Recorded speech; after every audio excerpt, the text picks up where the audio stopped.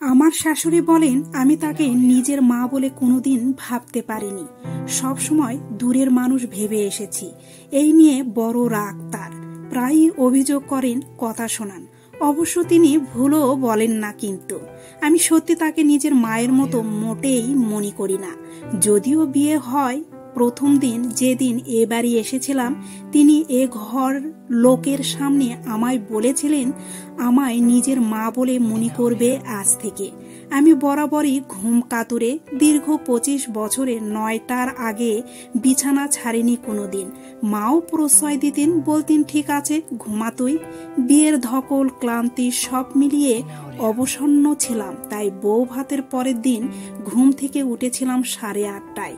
শাশুড়ি কড়া চোখে তাকিয়ে বলেছিলেন, দীপা এটা তোমার শ্বশুর বাড়ি, এখানকার কিছু নিয়ম আছে। 6:30 বাজার পর এ বাড়ির বউরা কেউ বিছানায় পড়ে থাকে না। এবার থেকে 6:30টাতে উঠে পড়বে। আমি ঘাড় নেড়েছিলাম। আমার চিরকালের প্রিয় পোশাক লং স্কার্ট আর কুর্তি। মাও বলে আমায় নাকি ওই পোশাকে বেশ লাগে।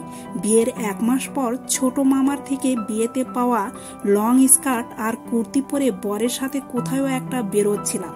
শাশুড়ি ডেকে বললেন, এই ধরনের পোশাক আমাদের পরিবারের বউরা পরে না দীপা, এগুলো তুমি আর পরবে না।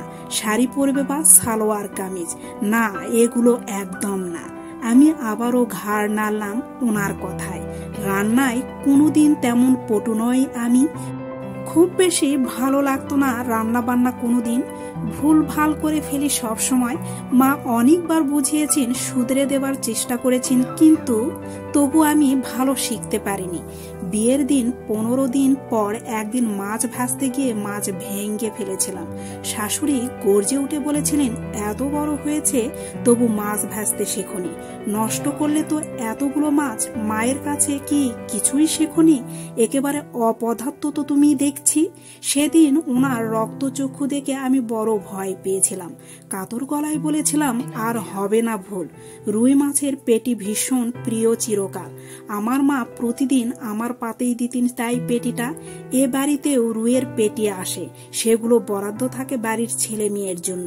বইয়ের জন্য ডিমি থাকে বেশিরভাগ দিন, মাঝে মধ্যে গাধার ছোট পিচ। একদিন বলেছিলাম শাশুড়িকে আমার পেটি খাবার ইচ্ছার কথা। উনি মুখ বাঁকিয়ে বলেছিলেন, বউ মানুষের অত নলা ভালো নয় মা, যা দেওয়া হয় তাই সোনামুখ করে খাবে। এটা তো তোমার বাপের বাড়ি নয়। ডিয়ার শাশুড়ি মা, আমি জানি এটা আমার বাপের বাড়ি নয়, আর আমি এও জানি যে আপনি আমার মা নন। মা নন বলে আপনি আমার কোনো শখ আহ্লাদের দাম দেননি। আমার ছোটখাটো ভুল দেখলে আপনি জ্বলে ওঠেন, কারণ আমি আপনার মেয়ে নই, বৌমা।